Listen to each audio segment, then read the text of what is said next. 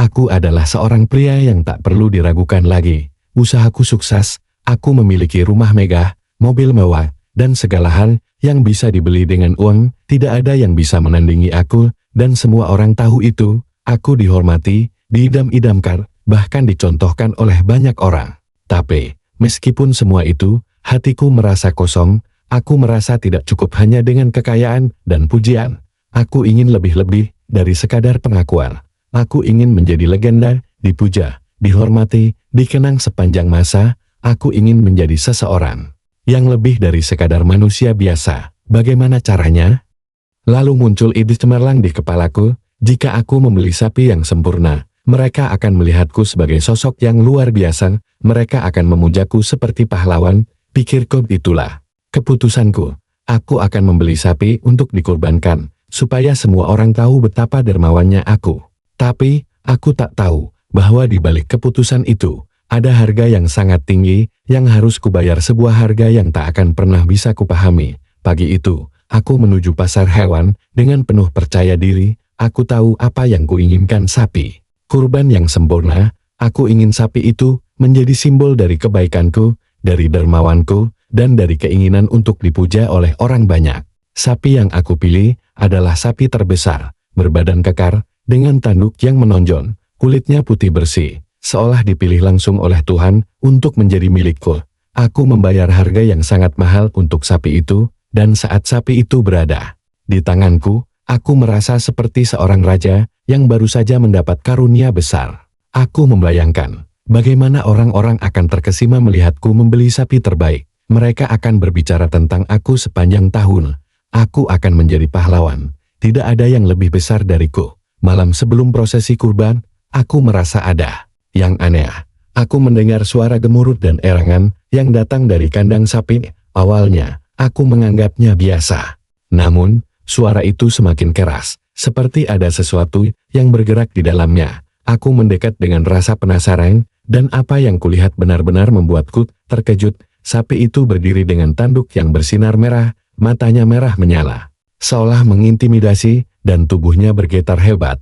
Aku merasa ada yang tidak beres. Aku mencoba mendekatinya, tapi sapi itu tiba-tiba berbalik, menatapku tajam dengan mata yang penuh amarah. Sebuah suara terdengar di dalam kepalaku, begitu jelas dan keras, kau ingin dipuja, tetapi apa yang kau pilih tidak akan pernah membawamu ke surga. Ingatlah, tak ada yang lebih hina daripada kesombongan. Aku terdiam, merasakan keringat dingin mengalir di tubuhku. Aku mundur, berusaha mengabaikan suara itu, tetapi suara itu terus menggema di pikiranku, semakin menakutkan. Keesokan paginya, aku bangun dengan perasaan yang sangat aneh.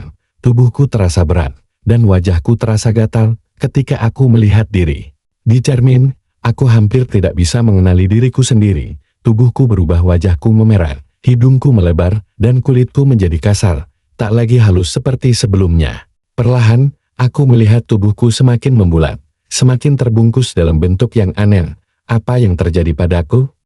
Teriakku panik, tapi tidak ada yang bisa kuberikan jawaban. Aku melihat diriku di cermin, dan yang kulihat bukanlah seorang pria tampan dengan segalanya. Aku melihat seekor babi, dengan kulit merah muda, telinga besar, dan tubuh gemuk. Semua usaha untuk mengubah kembali diriku sia-sia. Aku bahkan tidak bisa berbicara seperti manusia. Aku hanya bisa mengeluarkan suara erangan, suara yang sangat tidak manusiawi. Tiba-tiba, suara itu kembali, lebih keras, lebih mengerikan.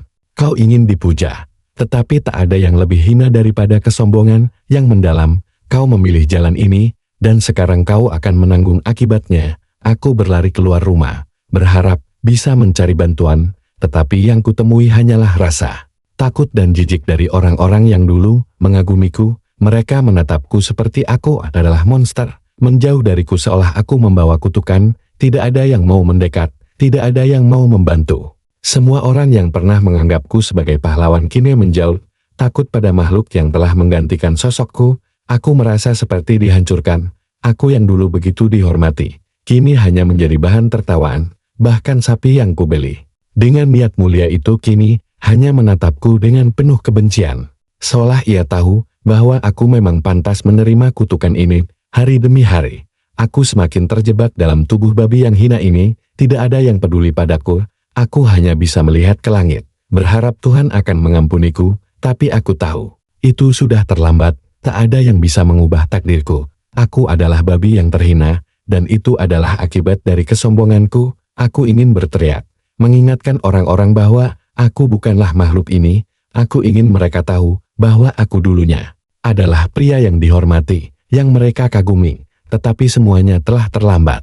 Kini aku hanya bisa menyesali setiap langkah yang kutempuh dalam kesombonganku. Setiap hari, aku menghabiskan waktu di jalanan, dihina, ditertawakan, dan diabaikan. Aku menjadi simbol kesombongan yang tak terkendali. Semua yang kuinginkan hanyalah pujian, tetapi apa yang kuterima malah kutukan yang lebih besar dari apapun. Aku yang dulu begitu dihormati, sekarang hanya seekor babi yang terhina. Dan itu semua terjadi karena aku terlalu percaya diri. Aku terlalu memuja diriku sendiri. Tak ada lagi yang bisa kuharapkan, tak ada lagi yang bisa kubanggakan. Aku hanya seorang babi yang menanggung akibat dari kesombongan yang tak terampuni. Pesan moral, kesombongan akan membawa kita kepada kehancuran dan tak ada yang lebih hina daripada merendahkan Tuhan dengan kesombongan kita. Jangan biarkan egomu menguasai hatimu, karena itu akan membawa petaka yang tak pernah kamu bayangkan.